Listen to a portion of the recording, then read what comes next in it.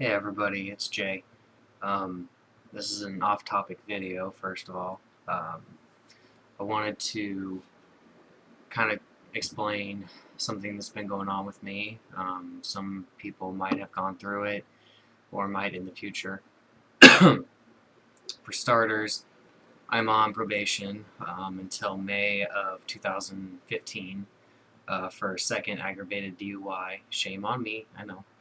Um, and the point of the video is that because I'm legally still female, when you have to go in there and do a UA for them, well, number one, you have to be watched, and because of legalities, you have to be watched by the same gender as you are.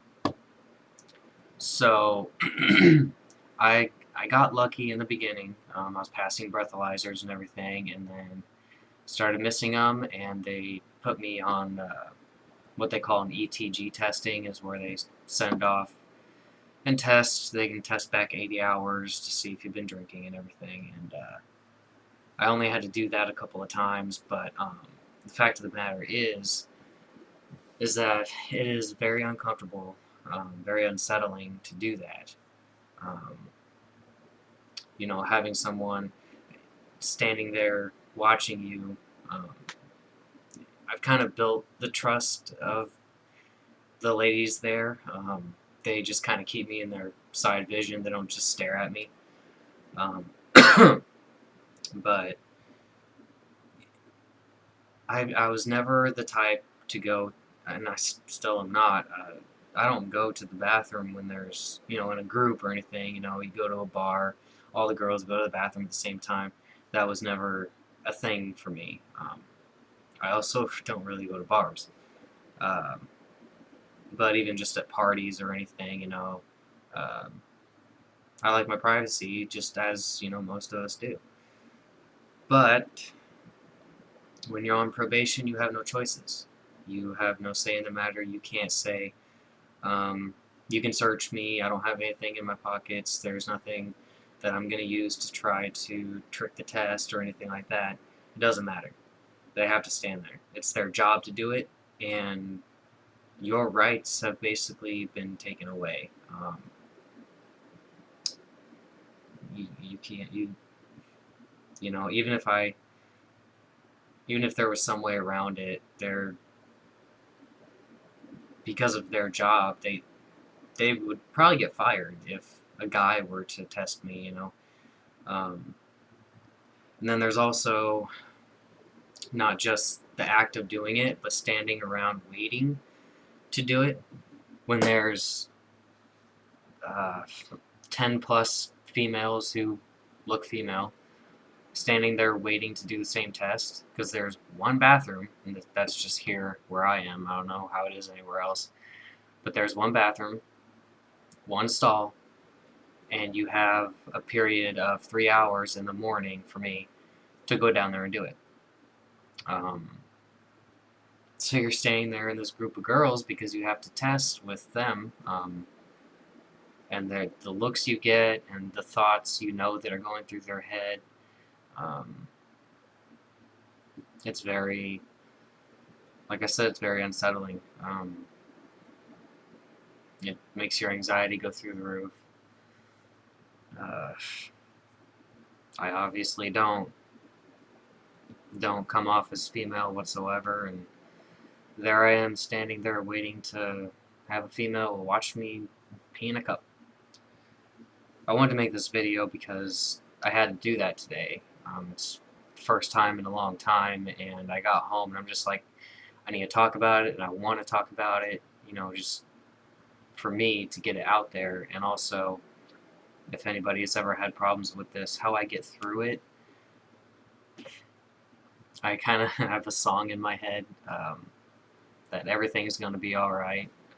I just keep singing it over and over in my head. It kind of takes off the edge and gets me through it. That's my coping skill for that.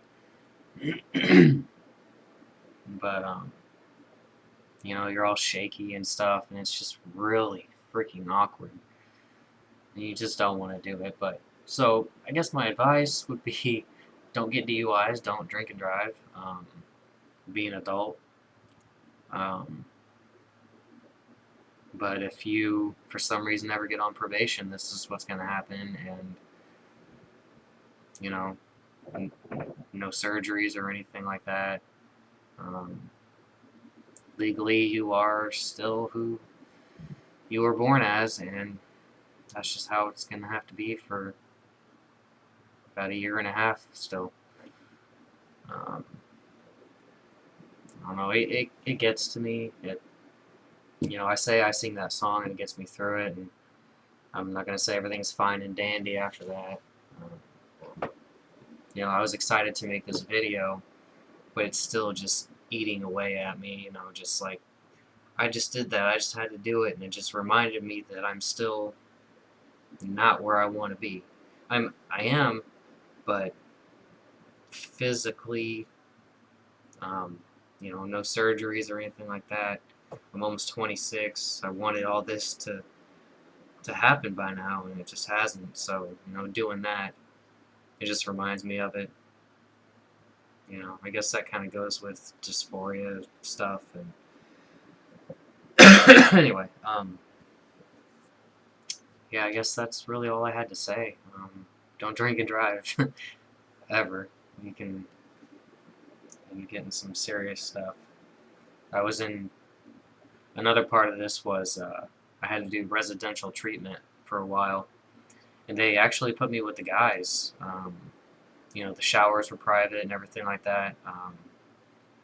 We had roommates and everything, but they made sure everything was as private as possible, and I never had any worries about that, and no one ever second guessed me. So that was pretty smooth. That wasn't very hard. Um, but yeah, this part of probation, the testing is the hardest thing. So I guess that's it. That's all I wanted to talk about. Again, don't drink and drive. Don't do anything stupid to get on probation. It's just a hassle. And it can be traumatizing, so yeah. Stay cool.